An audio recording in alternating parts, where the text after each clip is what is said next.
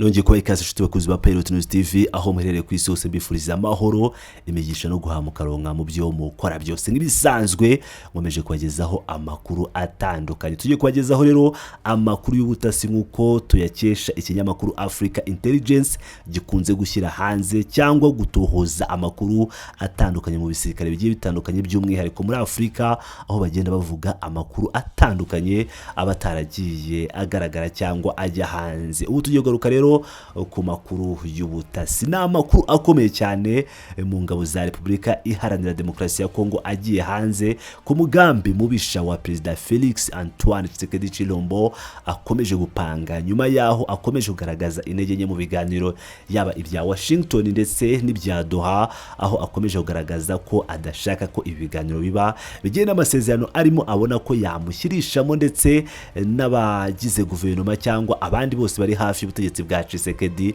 bakaba batishimiye ibyo Tshisekedi ari gukora, by'umwihariko ibijyanye n'ibiganiro kuko batifuza ko M23 yakwinjira mu ngabo ndetse nuko M23 ibyishaka hafi ya byose byaba biri kugenda bishyirwa mu ngiro. Ibi bavuga ko ari ukugambanira igihugu. Amakuru y'ubutasi rero tugiye kwagezaho ni amakuru avuga uburyo ba generali ba FRDC bari muri misiyo y'ibanga muri Israel. Byagenze bite iyo misiyo yari imeze ite? Reka tuyibagezeho tuyisesengure twumve uko byari byifashe muri Israel.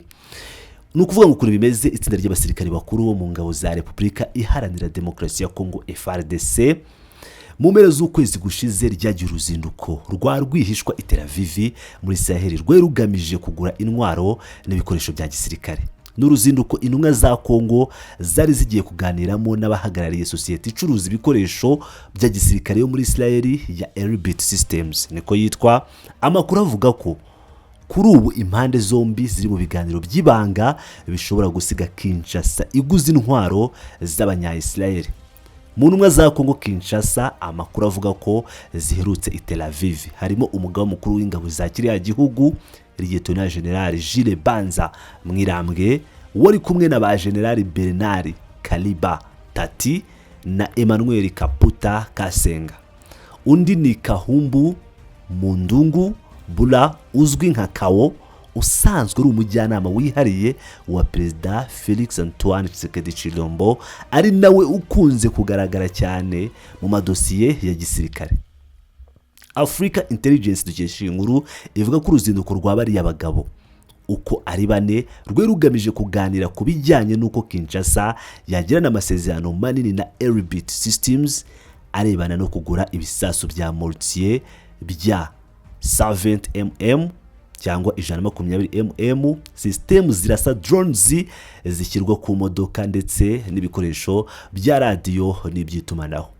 Bivugwa ko nubwo leta ya Repubulika ya Demokarasi ya Kongo imaze igihe iri mu biganiro n'u Rwanda ndetse n'umutwe wa AFC/M23 mu rwego rwo guhosha amakimbirane ari hagati ya ziriya mpande zombi ukareshatu, ku ruhande rumwe ishaka kongera vuba bishoboka ubushobozi bw'igisirikare cyayo nyuma yo gukubitwa ahababaza na M23 mu ntangiriro z'uyu mwaka bikarangira yigaruriye imijyi ya Goma na Bukavu. Africa Intelligence kandi ivuga ko nubwo ibiganiro bya Repubulika ya Demokarasi ya Kongo n'iriya sosiyete yo muri Israel bigikomeje, amasezerano impande zombi zishobora kugirana yamaze gutangira guteza umwuka mubi mu nzego nkuru z'ubutegetsi bwa Kinshasa.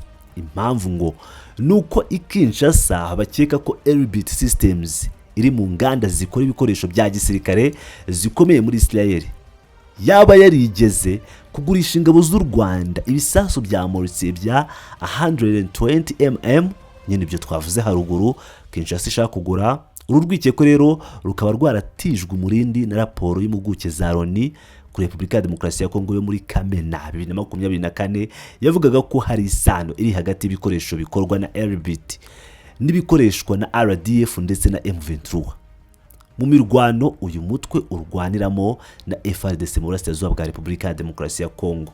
Ni nyuma y'amakuru avuga ko M23 yaba ikoresha radio zitumanaho zo mu bwoko bwa Tadilan CNR 710 bisanzwe bigurishwa na Elbit.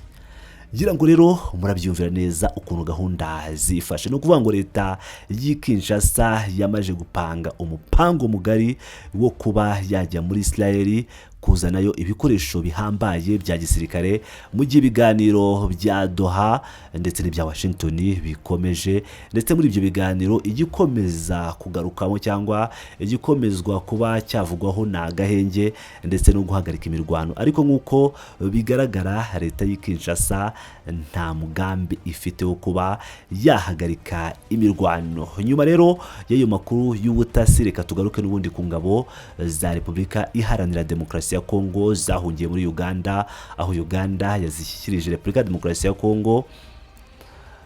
Ngira ngo mbibutse ko abo basirikare bari barahungiye muri Uganda bari bahungiyeyo ubwo M23 yafataga umujyi wa Goma. Byabaye kuwa mbere tariki ya 17 Ugushyingo, aho Uganda yashyikirije Repubulika ya Demokarasi ya Kongo abasirikare bayo nyuma y'amezi abarirwa mu 10 bahunze inyeshyamba zo mu mutwe wa M23 barwanaga nazo. Repubulika ya Demokarasi ya Kongo yakiriye abasirikare ku mupaka wa Kasindi Lubiliha wo mu ntara ya Kivu y'Amajyaruguru uyihuza na Uganda. Muri Mutarama uyu mwaka nibwo bari abasirikare bari bambutse umupaka bahungira muri Uganda ubwo bari mu mirwano na M23 yaje gutsinda ihuriro ry'ingabo za Repubulika ya Demokarasi ya Kongo ikigarurira umujyi wa Goma no mu bice biwukikije.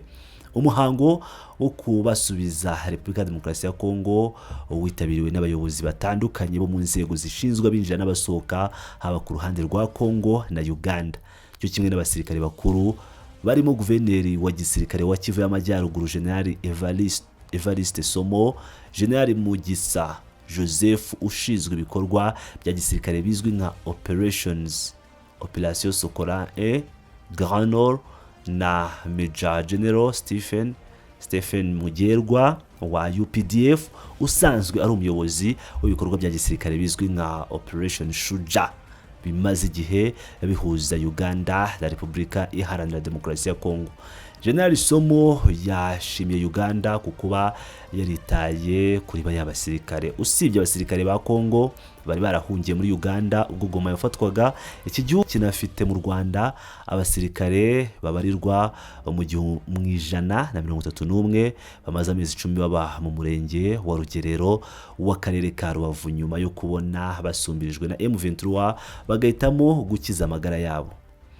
Ngira ngo rero murabyumvira ko Uganda yakoze igikorwa gikomeye cyo gushyikiriza Repubulika ya Demokarasi ya Kongo abasirikare bayo mu gihe misiyo ikomeye cyane ya Tshisekedi yo gukomeza kwitegura urugamba hagati yayo na M23 ikomeje. Ese bizarangira bite? Izi ntwaro baraza kuzizana ku rugamba?